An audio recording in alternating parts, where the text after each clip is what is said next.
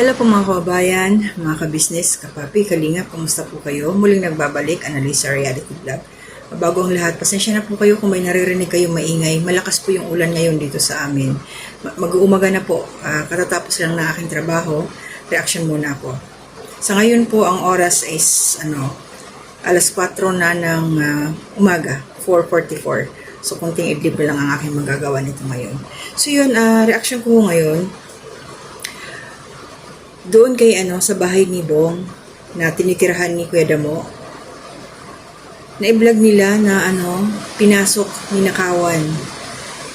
Sabi nga ni Kuya Damo, parang binantayan lang siya. Nagulat Nagulat daw siya na pagtingin niya, siguro kasi alam naman natin medyo nagkakaedad na, baka mamaya isip-isip ni Kuya Damo hindi niya na isarado. Pero talagang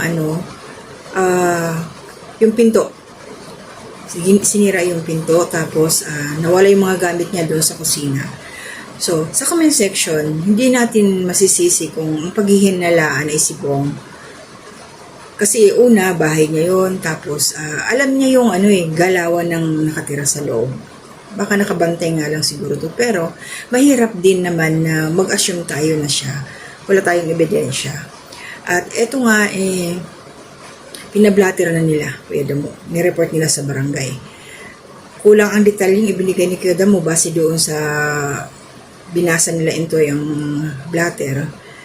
Hindi na-discuss kung ano talaga ang paano nangyari. Kumbaga yung pintuan, hindi daw na-describe. Pero para sa akin, kung talagang iimbestigahan nila, siguro naman doon sa area, may mga CCTV yun sa daan.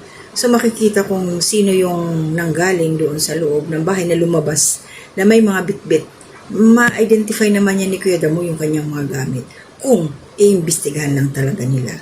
At nabasa ko rin sa comment section ng mga suggestion na maglagay doon ng CCTV doon sa bahay ni Bong para malaman kung sino yung papasok. Mahirap para sa akin. Ito lang opinion ko lang. Saan ilalagay yung camera? Abot kamay lang yung bubong, yung kisame. Kung gagawin nila pinuno yun, halimbawa talaga maglalagay ng CCTV, ang the best dito sa kila Ate Ninette. Tapos nakaharap doon yung camera sa bahay ni Bong. So hindi malalaman na may camera nakatutok doon. So makikita kung sino yung mga pumapasok, sino yung nagtatambay doon. At nakita nga kasi nila na mayroong bakat daw ng paa doon sa CR. Nakita ni Kuya Damo, ayun niya sa kanila is parang bata ang may-ari. So, ayun.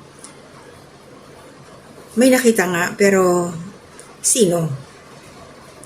Sino ang pumasok doon? So, yun nga, nakita ni Kuya Damo na mayroong bakat ng paa doon sa CR. Sino kaya yun? Kaninong paa kaya yun? Maliit daw parang sa bata lang.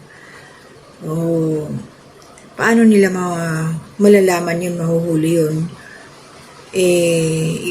Wala namang nag-iimbestiga, saktong tamang blatter lang. At nakapagtataka, wala bang nakakita? Anong oras kaya ginawa yun? Or wala man lang nakaramdam sa paligid? Giniba yung doorknob. Siyempre mag-iingay yun, mapapansin nila yun Ano ba yung maingay na yun? Malalaman yun yun ang kanilang babantayan talaga ni Kuya Damo. Ang hirap, no? At walang pag-asa kay Bong. Para sa akin, walang pag-asa kay Bong. Na, iwan ko lang kung babalik pa yun sa ka-business. Or, siguro, ngayon, dahil, malakas pa siya. Once na yun, nagkasakit na habang nasa daan, nasa labas, doon niya yun marirealize. Ewan lang kung sa time na yun na may sakit siya, bumalik siya sa ka-business. Titingnan na lang natin kasi sa ngayon masyado pa nagpapasarap pa siya sa labas. Na-miss niya talaga yung buhay sa kalye. Kasi kung kung tutuusin, kung ang kanyang pag-iisip talaga ni Bong, masasabi nating normal, hindi na siya alis sa ka-business. Masarap ng buhay niya doon Kain, tulog, sama-sama sa lakad kung may pupuntahan. Pasarap ng buhay. Kaya lang, mas pinili niya yung sa labas. Kaya marami, hindi ko masisisi din yung mga nagmamahal kay Bong na nauumay na rin.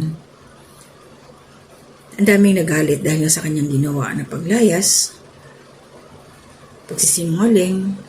Pero, ayan, si ka-business, hindi rin naman ipinapahanap pa rin niya eh. So, abangan natin kung kailan siya babalik. Okay? Abangan na lang natin yun. Sana, hindi pa maging huli ang lahat pag bumalik si Bong. Yun ano, good luck. Sana malaman din nila Kuya Damo kung sino talaga yung nagnakaw sa kanyang mga gamit. Sayang din yun ano, lutuan, yung kaldero daw, kawali, pati yung cooler niya, nagtangay din. Medyo may kalayuan ng konti yung barangay na pinagreportan nila, pinagbatiran, doon sa lugar nila, Kuya Damo. Medyo malalayo ng konti yun. Nasa kabila pa siya.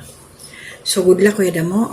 Ingat na lang. Mahirap na talaga magdala ng mga gamit yan. Ngayon bukas yung bahay mo. Umalis sila. Walang lock. So, baka masimot yung laman nun. Balikan pa doon.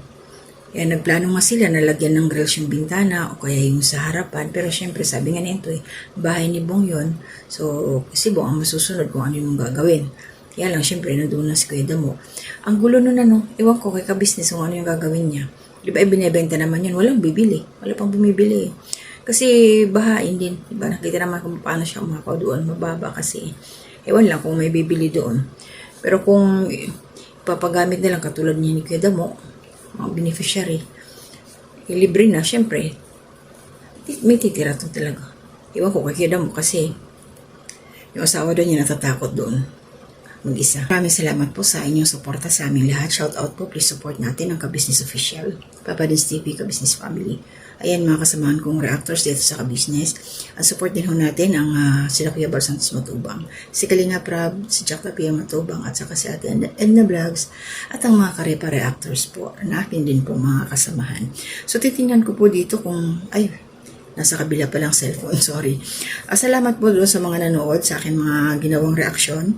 Yung huli po is may naging reaction ako dito patungkol sa isang Kalingap Angel kay Carla. Salamat po sa nanood. 21 po yung nag-views na. Thank you so much sa supportan ninyo. Salamat po sa almost ilang minutes ba to? 8 or 10 minutes na ibinigay nyo sa akin. Salamat sa hindi nyo pag-isip ang ads. So hanggang dito na muna. Maraming salamat po. Tuloy-tuloy lang ang suporta natin sa bawat isa. Ingat po tayo. To God be the glory. O siguro pumunta ka dyan. Ayan pala naalala ko, may bakat. Bata man.